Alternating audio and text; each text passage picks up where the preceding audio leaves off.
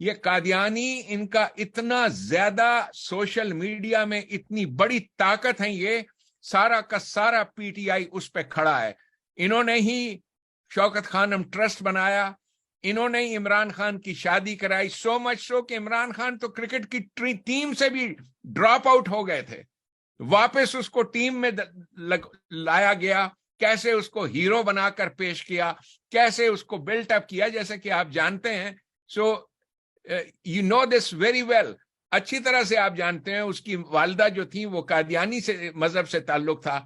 انہوں نے کیسے اس کو پورٹرے کیا کہ ان کو یقین ہے کہ اس کے آنے کے بعد اقتدار میں وہ کام کر کے دکھا دے گا. اس کی اسمبلی جو بار بار وہ کہہ رہے ہیں نا کہ اس دفعہ خان 2/3 اکثریت سے آئے گا، یہ وہ 2/3 اکثریت کس چیز کے لیے چاہیے ان کو؟ پاکستان کے آئین میں یہ تبدیلی لانا کہ قادیانیت والی کلاس ختم ہے. That is what they want to do, اور کچھ نہیں ہے 2/3 اکثریت میں. 2/3 اکثریت میں اس نے کیا آگے کرنا ہے؟ تو یہ ان کا یقین ہے کہ خان ہمارا 2/3 اکثریت میں آئے گا اور اس کے بعد ہمیں دوبارہ سے دائرہ اسلام سے جو خارج کیا ہوا ہے وہ کلاس ختم ہو جائے گی. That is what they want. اور یہ کلاس ذوالفقار علی بھٹو نے کیسے بنوائی تھی؟ آئی وٹنس ہوں، میں عینی شاہد ہوں. میں قومی اسمبلی کا میڈیکل آفیسر تھا اس زمانے میں، نہیں جب یہ قادیانیت کی بات ہوئی، اس کے بعد کی بات ہے.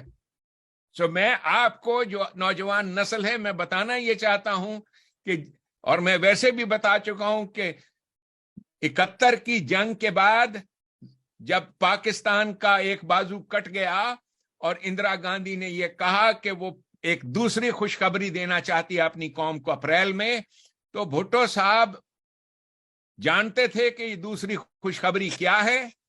انہوں نے ڈائریکٹ فلائٹ لی، واشنگٹن آئے اور آ کر پریزیڈنٹ آف یونائٹڈ اسٹیٹس جو نکسن صاحب تھے ان سے ملنا چاہتے تھے. انہوں نے ٹائم دینا، ملاقات کا انکار کر دیا، کیونکہ نکسن صاحب کو خود اپنی بھی مصیبت پڑی ہوئی تھی. وہ اس زمانے میں واٹر گیٹ سکینڈل وغیرہ اٹھا ہوا تھا، تو وہ کہتے ہوں گے تجھے اٹکیلیاں سوجی ہیں، ہم بیزار بیٹھے ہیں.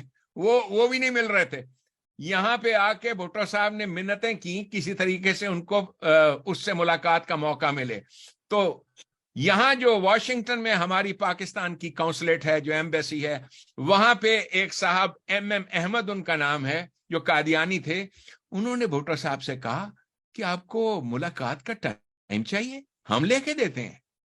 تو بھٹو اس کا کہتے ہیں منہ دیکھنے لگ پڑا. اور یہ بات مجھے اس زمانے کے پیپلز پارٹی کے لوگوں نے بتائی. تو انہوں نے کہا کہ جی آپ، اور اسی شام کو انہوں نے ٹائم لے دیا. تو واپسی پہ بھٹو کا ماتھا ٹھنکا کہ یار یہ کیا جماعت ہے کہ گورنمنٹ آف پاکستان کے پریزیڈنٹ کی حیثیت سے وہ آئے تھے اور میری رسائی نہیں ہے، اس کی کس نے سن لی؟ تو اس کے بعد بھٹو صاحب کا sharp mind, he started digging on that. اور یہ سارا ربوہ کا ٹرین کے اسٹیشن کا واقعہ، اور پھر اس کے بعد قادیانیوں کو غیر مسلم ڈکلیئر کروانا، یہ سارا کچھ کیسے ہوا اس کا میں عینی شاہد ہوں. اسمبلی میں سوال کیے گئے اور سب پروگریسو لوگ تھے پیپلز پارٹی کے، جو ڈاکٹر مبشر اور یہ سارے، وہ نہیں چاہتے تھے کہ ایسا کوئی قدم ہو. لیکن ان لوگوں نے جب سوال کیا مرزا صاحب کے جو خلیفہ تھے ان سے کہ آپ پاکستان کے باقی مسلمانوں کو، کیا آپ ان کو مسلمان سمجھتے ہیں؟ تو آپ کو معلوم ہے انہوں نے کیا جواب دیا؟ انہوں نے کہا جی بالکل بھی نہیں، ہم ان کو مسلمان نہیں سمجھتے. تو they were the ones who started this. سو وہ آپ کو مسلمان نہیں سمجھتے.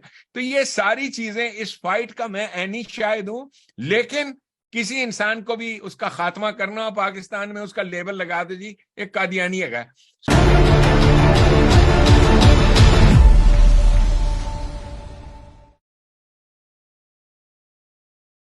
قادیانیت اور اس چیز کی بات ہے، میں ایک بات کا پہلے بھی ذکر کر چکا ہوں، میری ویب سائٹ پہ لکھی ہے یہ بات، کہ جس نوجوان نے قادیانیت کے تابوت میں آخری کیل ٹھوکی تھی وہ 23 سال کا لڑکا اسر الاسلام ہے.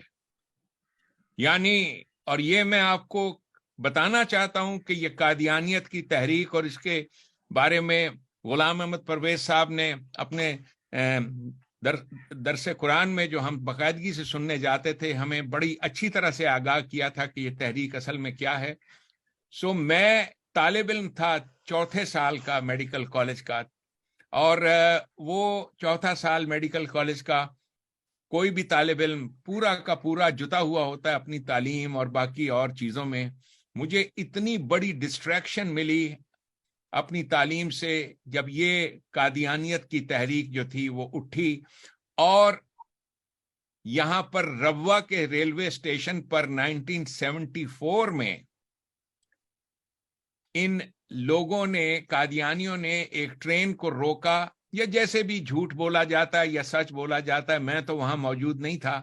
بہرحال ٹیلی فون کال مجھے آئی نشتر میڈیکل کالج کے اسٹوڈنٹ سے کہ آپ نے چوڑیاں پہنی ہوئی ہیں, آپ کو پتا ہے کہ وہاں کیا ہوا ہے روا میں ہمارے ساتھ. میں نے کہا کہ مجھے بتاؤ کیا ہوا. تو نشتر میڈیکل کالج کے اسٹوڈنٹس آ رہے تھے چناب ایکسپریس پہ, روا کے اسٹیشن پہ وہ رکی. جو انہوں نے مجھے بتایا میں نے اس کے ری ایکشن پہ فوراً ایکٹ کیا. میرا اس وقت کوئی تعلق نہیں تھا اسلامی جمعیت طلبہ سے, نہ پاکستان کی پیپلز پارٹی سے. ذوالفقار علی بھٹو صاحب کی حکومت تھی, 23 سال میری عمر تھی, اور چند کام جو میں ایکٹیوسٹ کی حیثیت سے جانتا ہوں. میں پوسٹر بہت اچھے بنا لیتا ہوں, بہت جلدی بناتا ہوں, ڈھیر سارے کاغذ خریدے میں نے, پوسٹرز بنائے قادیانیت کے خلاف, اور یہ چند گھنٹے میں یہ عمل ہوا. کیونکہ میں آرٹسٹ ہوں, میرے پاس ہر وقت کاغذوں کا ایک پلندہ پڑا ہوا ہوتا ہے, ابھی بھی پڑا ہے.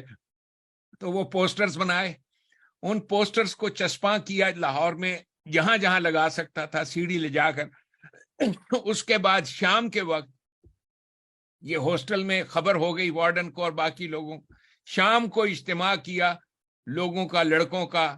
وہاں جلوس میں چھوٹا سا جتھا بن گیا, بہت بڑا جتھا نہیں تھا.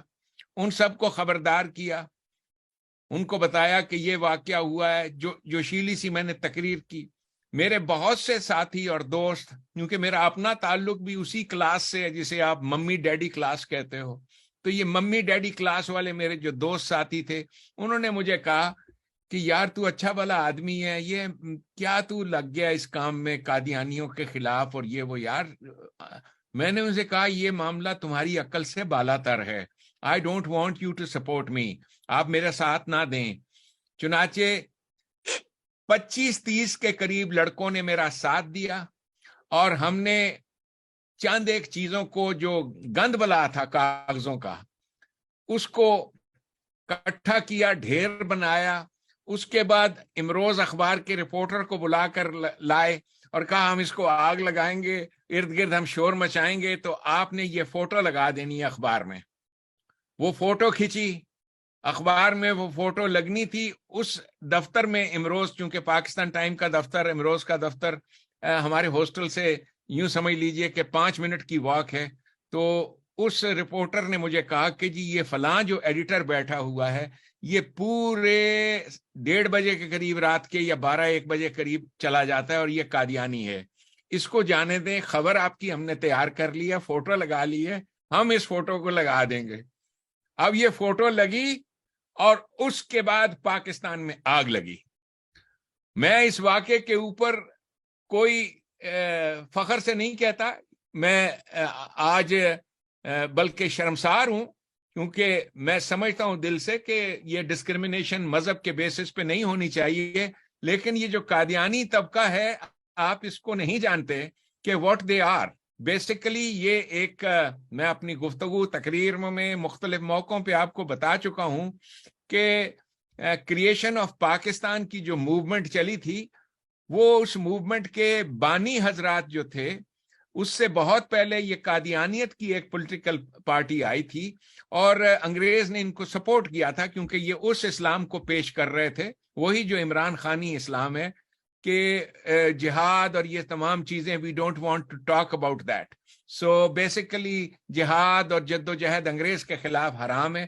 سو ایگزیکٹلی اسی عمران خانی اسلام کے پیشکار تھے یہ لوگ, کہ کسی نہ کسی طریقے سے ہمیں اقتدار مل جائے, طاقت مل جائے. So basically this is what it was.